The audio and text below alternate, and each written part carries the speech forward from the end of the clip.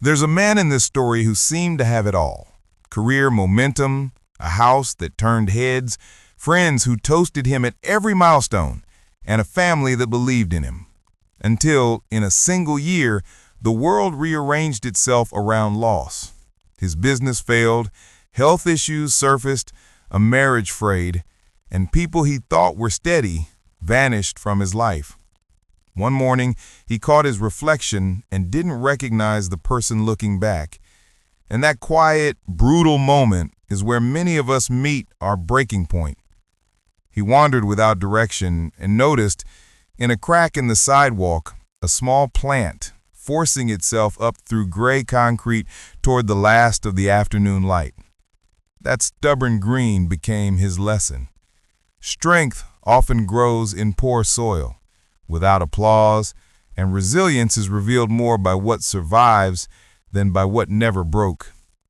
Psychologists and resilience researchers emphasize that resilience is not a mysterious, fixed trait you either have or don't.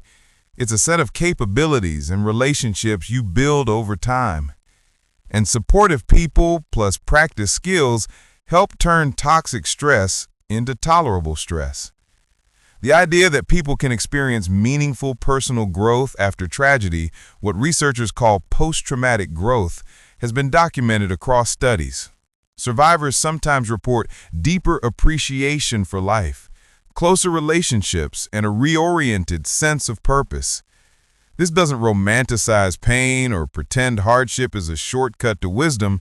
It simply recognizes that change, even when forced by suffering, can open new possibilities. The centuries-old Japanese art of kintsugi captures that idea visually.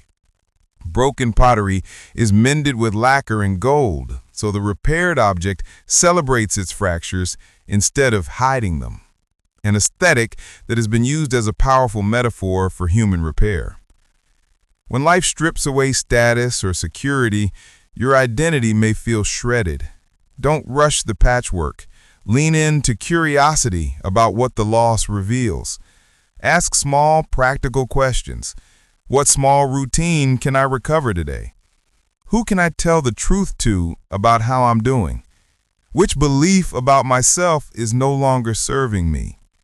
These are not magic spells. They are tiny acts of practice that, repeated, rebuild muscle. People who rebuilt after public failures or bankruptcies, those comeback stories you've heard, didn't skip grief. They learned, iterated, asked for help, and rewired plans one decision at a time. If you're in the middle of breaking, here are the real human steps that matter. First, prioritize safety and basic needs. Sleep, food, access to a calm person or a professional if it's needed. Second, give yourself permission to feel without judgment. Third, name one manageable next step you can complete in 24 hours. Fourth, find one person who will stay with you as you sort things out. And fifth, treat your story like work in progress, not a final verdict. Healing and growth are messy and non-linear, days forward and days back. But the accumulation of small, steady choices reshapes a life. Research suggests many people who face severe adversity later describe their lives as having new meaning or direction, even if the path there was long and costly. There will also be hard truths. Not every relationship is salvageable. Not every loss will make sense. And no single motivational line will repair structural problems. So balance hope with realism, and when necessary, reach for practical help. Counselors, financial advisors, community services, or mentors who've navigated similar storms. Along the way, use metaphor and ritual to reframe the break. Celebrate the small survivals. Write the scar into your story. And if it helps, imagine your life like that kintsugi bowl, marked by golden seams that tell what you've endured and what you've made of it. In quiet moments, remind yourself that being broken doesn't mean you're finished. It's a doorway. The man in the story tended his small, stubborn plant, then began to plant others small acts of care that became soil for a new purpose.